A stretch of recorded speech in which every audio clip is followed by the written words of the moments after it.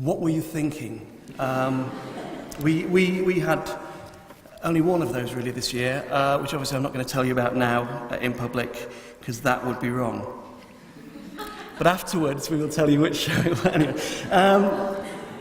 And so that is a lot of the job, I believe, of an artistic director, of speaking a certain language. I mean, I speak a language which is fundamentally inaccessible and impenetrable about art. And so now I meet with a marketing team who speak a completely different language, which is equally impenetrable and inaccessible. And then together, what we do is we go out and we try and find a language that we can communicate to the public, which is both accessible and will allow for us to have audience penetration. An expression I've been told is a marketing expression. If it's not, I've just said a rude word in Melbourne Recital Centre.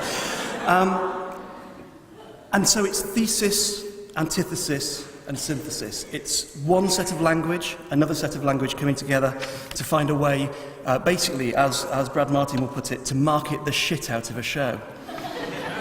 And I have been asked to say a few words now, because what we are going to talk about is how you go from a vision through marketing to an audience. We've just come out of my first festival in Australia.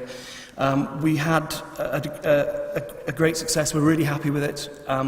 We had total attendances doubled from 350,000 to 700,000 people. Our box office went up by 10% to this close to $5 million on the wrong side. I say it's 5 million. People tell me that apparently the 100 and something thousand really matters, but I say it's 5 million. And ticket sales themselves went up by 3% to 200,000.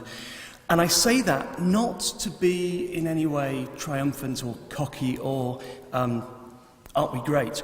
I say it because we got away with it again, and we're just on the right side of having done a thing, and a team of people delivered something which worked, despite the fact that we obviously, like everybody, spent about 11 months convinced it wouldn't. And on Monday, having signed off the artistic and operational report to our board and stakeholders this afternoon, on Monday we really look at 2013, and all the great joy we had in 2012 has gone. That video, we're not allowed to play that video again. We have to fall out of love with what we just did and fall in love with a whole new set of things. And at this precise moment, all those little moments of magic that happen in a festival are just potential, and we don't know whether they will happen. You never know whether you will put on a show and the artists will be so amenable that they will actually, for example, this year, they transformed, we had a company who did a show for one person at a time, and they agreed to take a wheelchair user around the space.